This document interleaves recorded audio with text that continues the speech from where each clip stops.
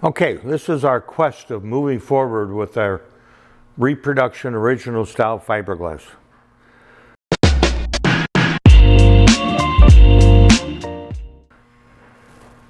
Getting the outside where we want it was pretty easy. Getting the backside to look more like an original piece of fiberglass, well, that's the hard part. And even though we cover it up once it's on the car, you don't see it, but it's when it's sitting there before you put it on is what we're trying to get to. So here's an original GM 63-7 quarter panel. This one being black naturally was for the 67 cars. So here's one that's untouched. That weighs 5.6 pounds. So, part of what we want to also accomplish is getting the weight more like the original one. Here's one that we prepped out to make a mold off of. And you can see we've sprayed the outside of it with a polyester primer to get a better Class A finish and also make it just a little bit bigger, because sometimes we're not aware of this, but every time you make a new mold off of a part, it gets smaller. So if you take somebody else's reproduction piece of fiberglass and you want to make a mold off of it, the tool, as soon as you make that mold, it gets smaller. So when you make a part out of it, it's even smaller. And so it keeps doing that, keeps reducing in size. So you got Johnny over here that wants to copy Bobby. And so Johnny copies Bobby and then Billy copies Johnny. Everything keeps getting smaller. And naturally in our world, we want it to stay the same or bigger for some reason. So we've sprayed it, we've wet sanded it, we've rubbed it to get it to a Class A finish. The backside, all we've done is rub it. That's part of our release to be able to pull off of it. So we went from 5.6 pounds on an original one to an original one that's been Durtec to 6.5. So almost a pound more of Durtec sprayed to it. After you sand and rub it, it still adds weight. But it also adds a little bit of size, so when we tool it, it's back to more of the original one. So here's one that we did, and you'll see the video of it with the press mold with clamps. Now with the clamping process, it's okay, but you can't put the equal amount of pressure throughout the whole part like you can with the press molded or an infused part. And so what we've chosen to go with is the infused part. The infused part, making it with a silicone bag, which we make in-house as well. Everything is a practice. You got to practice, keep practicing and practicing. Here's your press molded, clamped together, 6.4 pounds. So we're almost a pound heavier than the original part. So there we go with it clamped together with vice grips. And you look down the side of this lip, okay, and it changes size a little bit because you can't make it perfect. It gets a little thinner way over here. You can see it because the way that mold's sitting in there. That's how your press molded parts are being made today. That's how they've been made for the last 40 years. Male and female mold out of fiberglass, clamped together.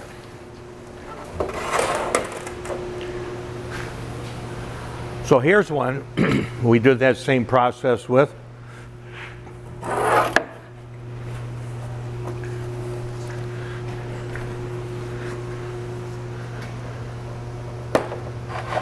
We put our B mold in there, and then we put a disposable bag on the outside with vacuum. And keep in mind the mold's got to be made the right way to do vacuum. You can't take an old school mold that's been used forever for press mold. You got to retool. Everything's got to be new tooling. So here's one with our A and B mold with a bag that held it down. 5.2 pounds. we came in 0.4 less than the original one. So we're on the right track. We're making it lighter, which makes a stronger part. We have a uniformity of a thickness all the way around. That's a throwaway bag. The problem with throwaway bag is we keep throwing it away every time we use it. And the labor that it takes to put that bag down adds a significant amount of labor to what the traditional way was, but it's better, okay? And the other side of it is, every time you throw that bag away, you're throwing away in a landfill, and we're adding more to our landfills. So here's one that we made, which we don't put the B-side mold in there. We have a silicone bag that we make. And that silicone bag is a reusable bag. And so now we come up with a part that's 4.8 pounds. And I've been striving real hard to make it look like the backside, the best that we can of an original part. So this is an infused part. Much better part than the process that's being used and how they're being made today. And it's a stronger part, it's a lighter part, come in at 4.8 pounds. So we're in underneath an original one. We have uniformity all the way around. And the back side of it has that print that we're seeing on an original one. This is done with one product to get the print, and we've done another one that's still sitting in the mold that gives us the look of that. So let me go grab that one real quick, just to show you that. I believe it's untrimmed, but I'll be right back. Okay, so here's the last part of our journey.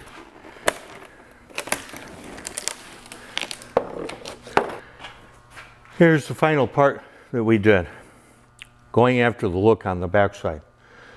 We have two different looks here, two different processes. We're not going to share with you the total process of how we got here, but part of it took that silicone bag. So here's giving us the look that we're going to end up with. When you look at that original quarter, the one that weighs 5.6, that's the original quarter. This is that look. What you see in there is called continuous strand mat. Nobody's using continuous strand mat. Imagine that.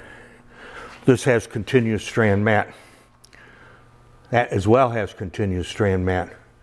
But we want to dull down the shininess, so we got it to where we want it. So this is going to be our take on reproduction fiberglass. We're not going to call it press molded, even though it is press molded, but it's pressed with a silicone bag that will explain it over again. But every square inch of a silicone bag is 14.7 pounds, if I remember right, somewhere in that ballpark. So you take a square foot, it's about a ton. So every square foot in here is a ton of pressure. We got about 8 tons of pressure with our bag, making the part the same thickness. This one hasn't been trimmed yet. You'll notice on our parts sometimes we don't trim them all the way. Sometimes we'll leave a little fat for shipping purposes. For the same purpose, we know it's going to sit in your shop sometimes. It might sit there for a year. That's a very fragile point right there. So we leave a little beef on there so it doesn't get broken so easy. You will see also another spot, something like this right here, where we didn't go all the way with the trim.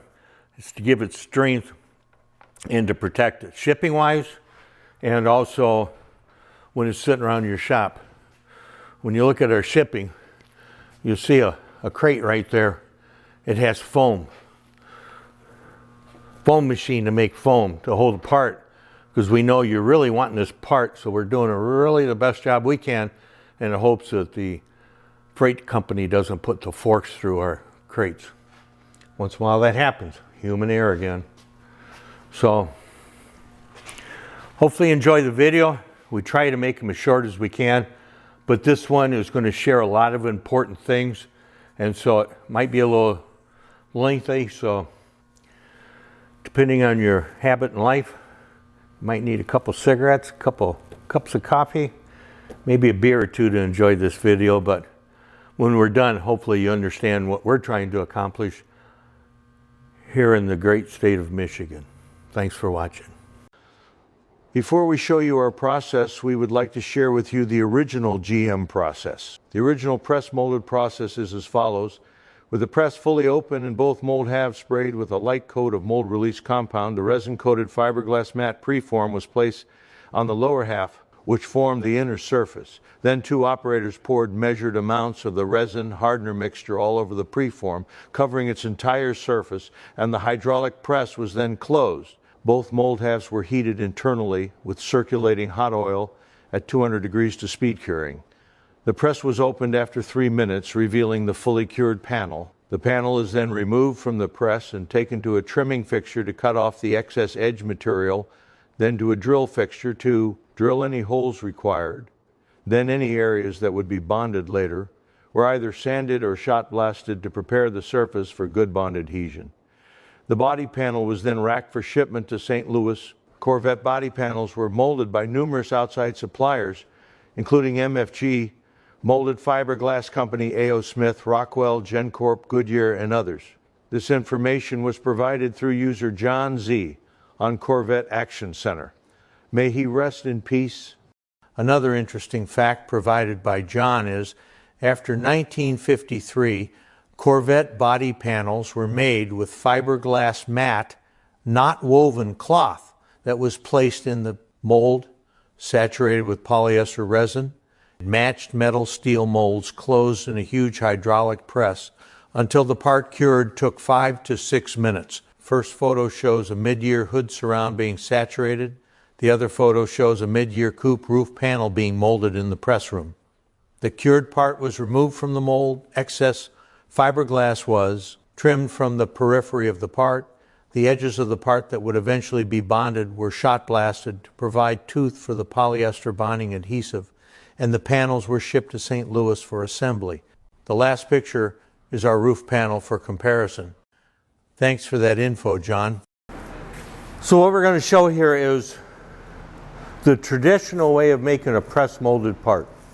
We started making the tooling to do press molded parts about 10 years ago. And we did our research, we saw how other folks were doing it, and so we applied that process of doing it, which is basically the same way as making a hand-laid part. You're getting a hand-laid part, which in turn, you're seeing how it's being built, just like a hand-laid part. And so, in doing this, I didn't really like the process, because when General Motors did it, they had a company, one of the companies called MFG in Ashtabula, Ohio, was making the press molded parts with steel tooling. And so they'd put the mat in the tool, they'd literally pour the resin in, then they'd have these, I don't know exactly how many ton presses, would press the male and female steel molds together, which in turn would press all the air out. So what everyone's been trying to duplicate is a aftermarket press molded part, which consisted of A mold, which is a female mold, and a B mold, which is the male mold. And so you start out like you're making a hand-laid part and you're putting it in the mold the same way. And so now you can see where you have to cut the mat. Everything has to be frayed. If you don't fray it and you have a sharp edge, it doesn't give it a chance to try to be uniform. And so we start off making a good share of the 63-7 tooling for press molded. And then it's just like, you know, I don't like this process. It just doesn't feel good. And so I had an individual ask me one day, he says, so you're telling me you're not going to make press molded parts, right? I says, right, it just doesn't interest me. But with being asked that question, remotivated me to say, okay, how can we make this better? That was probably 2.5 years ago. So 2.5 years in the making, we've been trying to make this process better. So we wanted to show you how we do it, how it's being done today by other folks. And keep in mind, we're showing you what we do. We're not hiding anything. You want to see what we do? We'll show you. We wish you luck. We have nothing to hide. If you come to our shop, we'll take you through and show you how we do it. This is the traditional press molded part. So we're wetting the part out just like we're making a hand-laid part. We're going through those steps. And what we're trying to achieve here on a press molded part is to make it look like the original GM part. The difference is in our world today we have to use gel coat versus when the parts were originally made they did not use gel coat. But the process is different, we can't get around that. So this is the process. And naturally we'll speed this up. We don't need to bore everybody with watching the resin being put in. So there's some factors here. We're trying to make the very best part so you don't have problems when it's on your car. So to start with is the resins that we use. We use a vinyl ester resin for everything that we build in this shop. Our tooling that we do ourselves that makes the mold to making the part, we're using vinyl ester resin. Okay, everybody wants to use a vinyl ester resin to make a tool because once it's cured out, it doesn't shrink as it gets hotter. Where a polyester resin part, which is traditional what most parts are made out of, will shrink. Well, you know what happens when something shrinks? It gets hot and it shrinks and you can see it. You took it to a car show and you're proud as a beaver can be to show your car off, and then you 3 hours into the sun and it's 90 degrees out and everything shrinks. There's where the problem comes into play. And then for the guys that want to use them friggin' screws and it shrinks, there's where the problem comes into place. So, vinyl ester resin, it costs more. You know, it's probably close to 50% more in cost, but it makes a better part. So we use that same resin to make our parts that we make our tooling out of. We're probably giving away too many secrets, but most people don't want to step up and do it right anyway. So practice, dedication, the passion for what we do. And so he's going to go ahead and roll this out, which is basically how you make a hand-laid part, open mold process. It's messy, it stinks. We're doing our best to get away from this with the closed molding. And the other thing, we're trying new processes. We're not just trying them, we're bringing them into play. The new processes do help us to make it quicker, which in turn saves us from having to increase prices. If we can make it more efficient, this style here, you don't have the control of the resin. How many ounces of resin did you start with? I had 80 ounces. So we got 80 ounces of resin that we started with. Next part we're going to do is infused. We'll let you know how much resin we used on the infused part.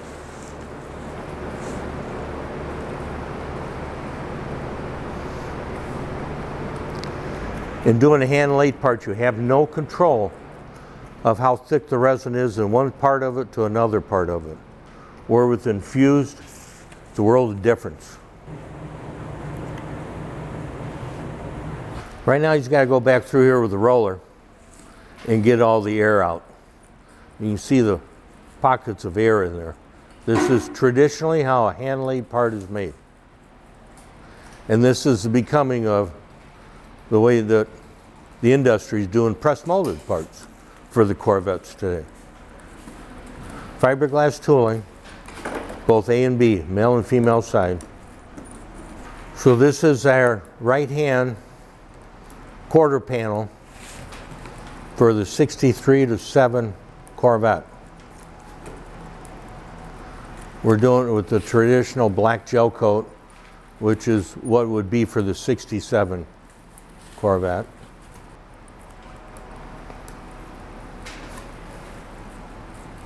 So the next step after this would be a wet trim?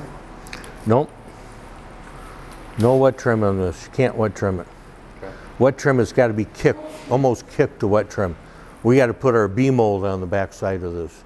Okay. So what comes next is our B mold. If we were leaving it hand laid, we could come and wet trim it, but with press molding,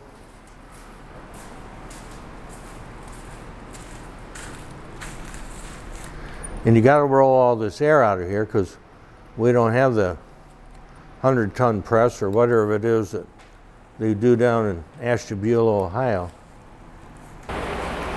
So now it's just the time-consuming part of getting all the air out.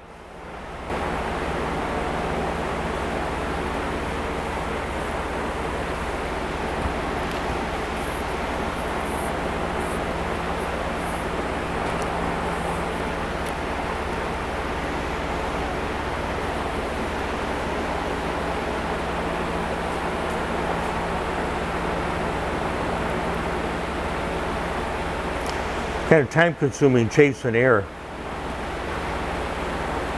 You get it out of one area, then you got to chase it from another, but it comes out.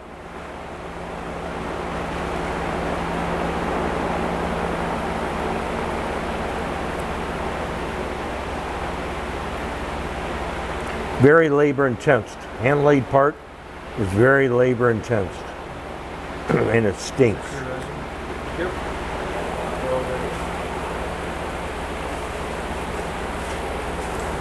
So now the last little thing is he brushes on a little bit more resin, because now we're going to be putting the B-side mold, which you can see is gel coated. The camera get a shot of that. The B-side mold is the male mold, which is gel coated. And so that we got this wetted out.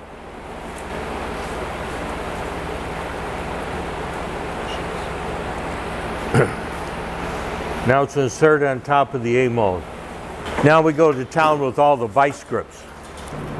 So the traditional way of a press molded reproduction Corvette part today, which the way they've been made for, I don't know, 30, 40 years, is an A and a B mold. And you come back with a whole bunch of vice grips and try to simulate the pressure that you'd have with a steel tooling and the press of a steel press. We've tried doing our research on these vice grips through the manufacturer. Can't really get an answer of how much pressure a vice grip really puts down. But when we get to the part of the infusion, we already know how much pressure a vacuum pump puts to something. And so right now you're basically going in and you're pressing these two molds together so that you know the front side's going to be finished off because we hand laid it, rolled it out. And so now we're trying to simulate the back side to get that same look of the back side of an original part. And so what's been used in the industry is a whole bunch of vice grips. And so as time goes by, we've been trying to change this process because I never cared for this process. As you can see, you're fighting it a little bit. So now the thing you got to do is cross your fingers and hope that when you open this thing up, the back side is as pretty as the front side. And that's how we get a press molded Corvette part today. So now we're going to go over to the other side of the shop. Okay, so now we're to the other side of the shop. And we're going to what's considered a closed mold process. We have the same A mold and B mold, female, male mold.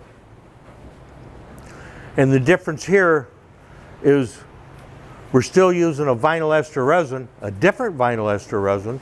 So now we have a different barrel of resin that we pull out of for infusing. And so we've gone with this system with a throwaway bag. If you look at over here, we have a reusable bag. We're going to show you, after we get done with this one, a part that we've made with a reusable bag, a silicone bag, but right now we're over here on the throwaway bag.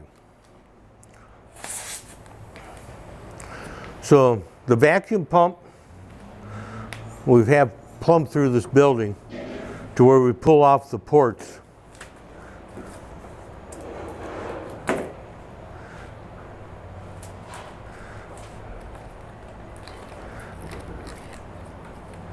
So back to the vice grips. There's no monkeying around with vice grips. Vice grips, we don't know how much pressure we have. With this vacuum, we have 14.7 pounds per square inch of vacuum. When you take the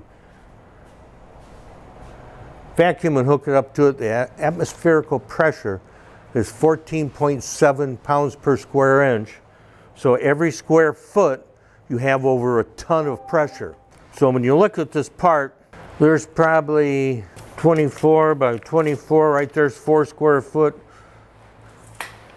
Probably about 8 square foot. So you got about 8 tons of pressure. A vacuum that's pushing on the B mold to the A mold.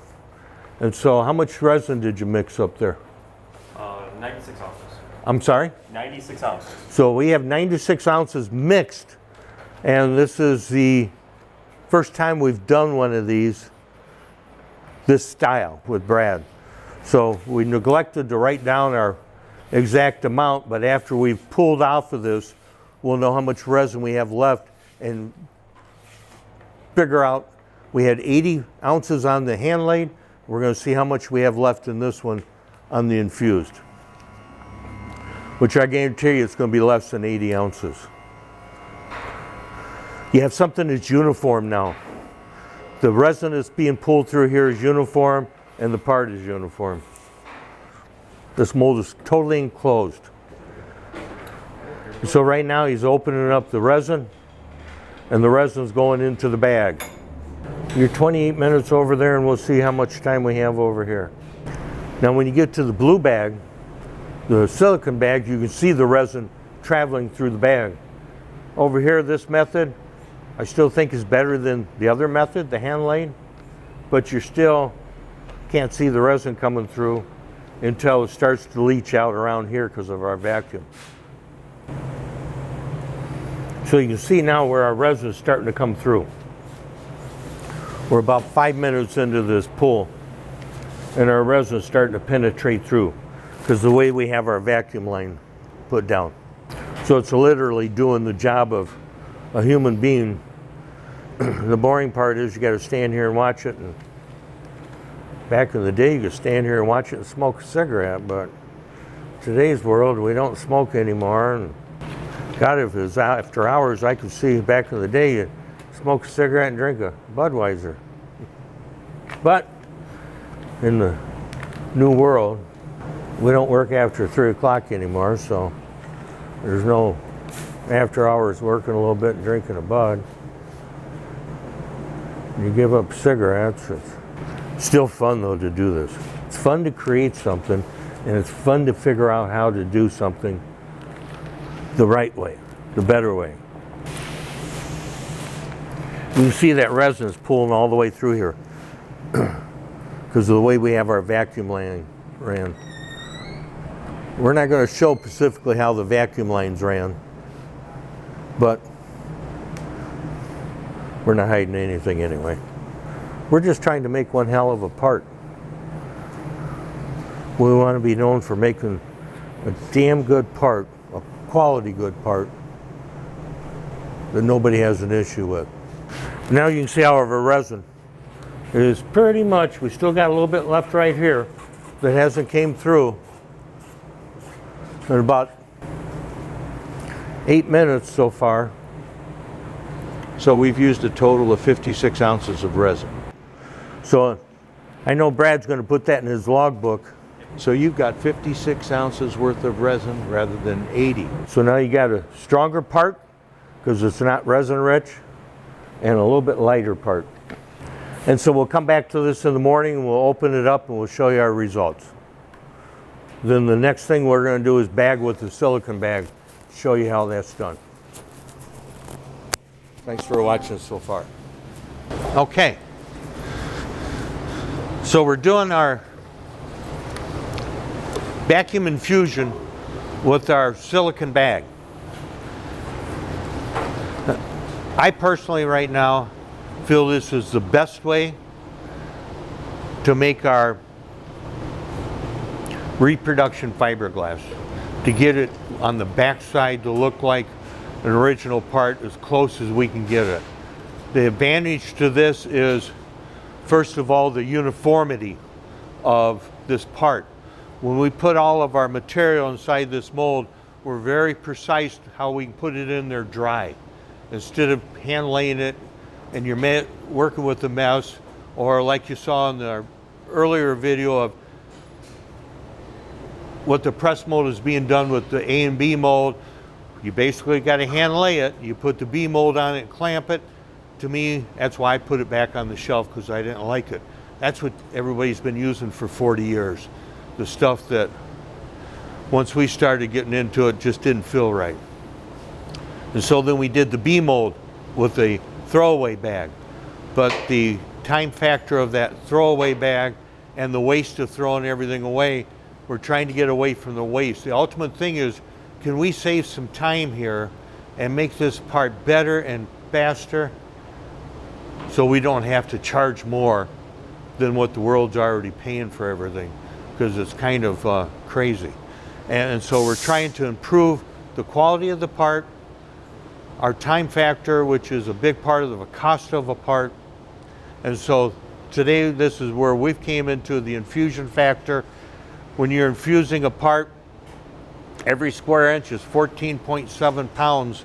So when you look at this thing with about 8 square foot, A square foot is about 2,000 pounds, so you have about 16,000 pounds of pressure pushing on this part. and so you have a uniform part. It's going to take less resin. It's going to be way less, and we're ready to do an infusion. So we're going to start our infusion, which seems pretty basic. You know, it's in a bucket. It's pulling the resin into it, and the way that this tooling is designed, we lucked out. We came across a company out of the United Kingdom. It's named after the founder, Alan Harper. He's no comedian by any chance. He's damn serious about what he does here. And he's invented a really neat deal.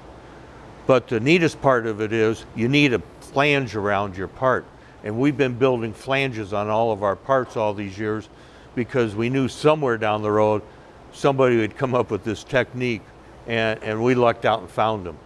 And so we've learned a lot from them. We're up to about close to 30 of these bags right now that we've been making in about 8 months worth of time, and we're rocking. We're going forward on this process. You come around here, DJ, and you can see the resin, how it's pulling through here.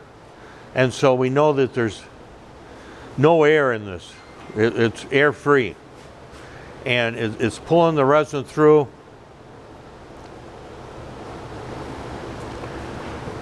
We have on a big part like this, we can put in here what's called a morph. And so it's supercharging the resin down in this area. And once Brad gets to a point to where he's comfortable from his practicing doing this, he's going to shut that morph off. That morph will get flat and the resin will finish pulling, and you can see the resin pulling through here. And so we have the 3 different colors available. The 63 early, which we call a blonde, the gray for the late 63 to 4, 5, 6, and then the 67 black. So we're making this part in black, so it's just a little bit easier to see. And so his system is down pat what he's got. And we'll pull this bag off later today and show you the backside as far as what we're going to have on this product. When you're thinking about the backside of a part, when we're building a high-scale car in the Restomod world, we're always detailing the living hell out of the backside. For the original guys, we always black it out on the backside. So it's just a matter of a little quick scuff on the back, and you black it out with your satin black, and the backside's going to look like an original part. I think part of my problem's been is making the backside too good. And yesterday when I was looking at this, I'm looking at the backside of our B-molded parts, which is over the top from anything else out there. And then I went and looked at an original 65 side fender. I says, we're overdoing this. We're killing it. I'm going to go grab that fender and bring it back.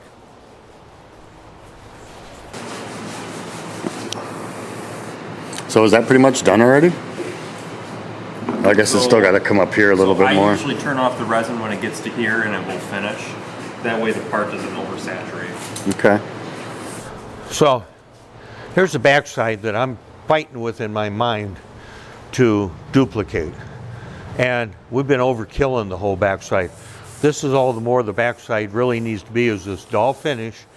You got a little bit of the texture of the mat the way it was built. And back to explaining how this part was originally built. It was built in steel tooling, male and female tool that was heated. The continuous strand mat was laid in the mold. The resin was actually poured on it, and the tooling came down being heated. It took 3 minutes to cure. It opened it up. They put another one in, and that cycle just went on and on and on and on to build those cars. And so not only ourselves, but the other folks out there making the original style press molded, we've overkilled the backside and really made it too nice.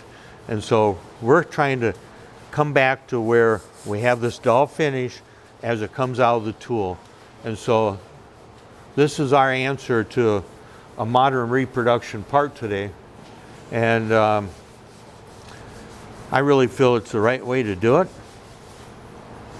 And we're going to keep going forward with it. We're almost done with all the C2 product line. Doing it this way, once the bags are all made, we'll be covering all those bases from the floor, the firewall, the full roof pieces, you name it. That front end is a jig fitted front end. We're building that mid-year, and we're getting ready to start tooling up for that C3 because there's a gigantic need for C3. Thanks for watching. So we're back to our dilemma of the backside of our reproduction fiberglass. The big thing over the years has been the press molded. How do they get the press molded part? So as we've showed in the previous part of this video is press molded part, A and B mold, you roll out your glass hand laid part, put the B mold down and clamp it out. And everybody's loved that process. But that process isn't uniform, it's thick, it's heavy, it's just not as durable and lightweight as a infused part. And so we've concentrated real hard in the last 18 months on perfecting this infused stuff. And I think we're there. Here's the backside of an original GM part. Nothing fancy about it, but it is smooth. It has that press molded look. We already know on the backside of these parts, after we've installed them, we come back and detail it. You black out the backside with whatever your method is, from a light black coat to some people use undercoating, some people use lizard skin. Who knows what we're putting on the backside. Majority of the time we're covering up the backside anyway. The important thing is to keep the uniformity of a part and the lightweightness of a original press molded part. Original press mold again, steel, male and female mold, heated, so they can produce parts every 3 minutes. We're not in that world today. We don't have that tooling. We don't have the concrete floor to support the tooling, let alone the height. We're doing small volume, and so we're just trying to perfect it. So here's the backside, what you see on an original GM press molded part. And so the conclusion we're coming to, here's our bag, okay? We're not going to show the inside of our bag because that's part of the trick to doing all this. But the inside of the part. Here's one method that we use to get it as smooth as we can there. Here's another method. This method is close, but this is where we're going to be, okay? This method is a little still too shiny, but there's a difference in what we did here. And so this is what you're going to see on our reproduction fiberglass. We're not going to call it press molded because it's not true press molded with the steel tooling. It is press molded by infusing. And once again, the infusion part of it is, we know every square inch of an infused part is 14.7 pounds of pressure.